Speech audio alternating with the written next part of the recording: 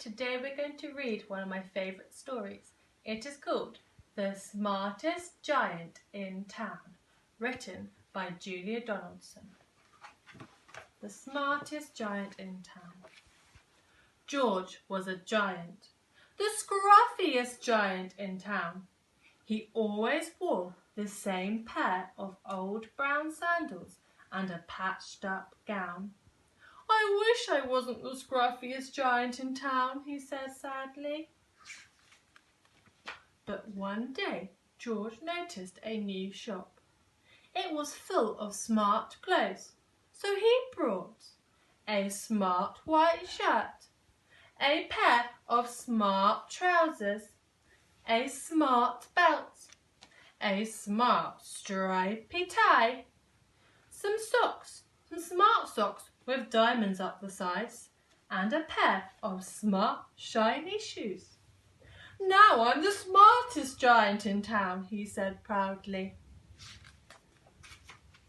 George left behind his old clothes in the shop.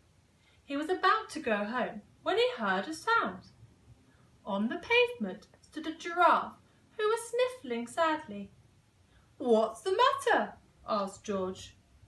"It's my neck," said the giraffe. "It's so very long and so very cold. I wish I had a nice warm scarf." "Cheer up," said George, and he took off his stripy tie. "It didn't match my socks anyway," he said, as he wound it around and around the giraffe's neck. It made a wonderful scarf. "Thank you," said the giraffe. As George strode towards home, he sang to himself, "My tie's a scarf for a cold giraffe, but look me up and down, I am the smartest giant in town." George came to a river. On a boat stood a goat who was bleating loudly. "What's the matter?" asked George. "It's my sail," said the goat. "It blew away in a storm. I wish I had a strong new sail for my boat." "Cheer up," said George, and he took off his nice new white shirt. "It kept coming untucked anyway," he said, as he tied it to the mast of the goat's boat. It made a magnificent sail. "Thank you," said the goat. George strode on, singing to himself, "My tie is a scarf for a cold giraffe, my shirt's on a boat as a sail for a goat, but look me up and down, I am the smartest giant in town." George came to a tiny ruined house. Beside the house stood a white mouse with lots of baby mice. They were all squeaking. "What's the matter?" asked George. "It's our house," squeaked the mother mouse. "It burned down and now we have nowhere to live. I wish we had a nice new house." "Cheer up," said George, and he took off one of his shiny shoes. "It was giving me blisters anyway," he said, as the mouse and her babies scrambled inside.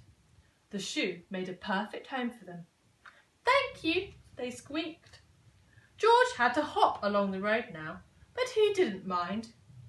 As he hopped, he sang to himself, "My tie's a scarf for a cold giraffe, my shirt's on a boat as a sail for a goat, my shoe is a house for a little white mouse, but look me up and down, I am the smartest giant in town." George came to a campsite. Behind the tent stood a fox who was crying. "What's the matter?" asked George. "It's my sleeping bag," said the fox. "I dropped it in a puddle. I wish I had a warm, dry sleeping bag." "Cheer up," said George, and he took off one of his socks with diamonds up the sides. "It was tickling my toes anyway," he said, as the fox snuggled into it. It made a fine sleeping bag. "Thank you," said the fox. George hopped on, singing to himself, My tie is a scarf for a cold giraffe. My shirt's on a boat as a sail for a goat. My shoe is a house for a little white mouse. My sock is a bed for a fox. But look me up and down, I am the smartest giant in town. George came to a big squelchy bog. Beside the bog stood a dog who was howling. "What's the matter?" asked George. "It's this bog," said the dog. "I need to get across, but I keep getting stuck in the mud. I wish there was a safe, dry place." "Cheer up," said George, and he took off his smart new belt. "It was squishing my tummy anyway," he said, as he laid it down over the bog. "It made an excellent path." "Thank you," said the dog. The wind started to blow, but George didn't mind. He hopped on, singing to himself. "My tie's a scarf for a cold giraffe. My shirt's on a boat as a sail for a goat. My shoe is a house for a little white mouse. One of my socks is a bed for a fox. My belt helped a dog who was crossing a bog. But my trousers are falling down. I am the coldest giant in town." Suddenly, George felt very sad and shivery and not at all smart. He stood on one foot and thought, "I have to go back to the shop and buy some more clothes," he decided. He turned round and hopped all the way back to the shop. But when he got there, the shop was closed. "Oh no!" cried George. He sank down onto the doorstep and a tear ran down his nose. He felt as sad as all the animals he had met along his way home. Then, out of the corner of his eye, he saw a bag with something familiar poking out of the top. George took one closer look. "My gown!" he yelled. "My dear old gown and sandals!" George put them on. They felt wonderfully comfortable. "I am the coziest giant in town," he cried, and he danced back home along the road. Outside his front door stood all the animals he had helped. They were carrying an enormous present. "Come on, George," they said. "Open it, open it." George untied the ribbon, and inside was a beautiful gold paper crown and a card.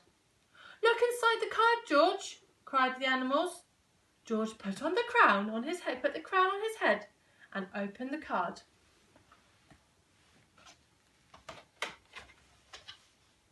It said, "Your tie is a scarf for a cold giraffe.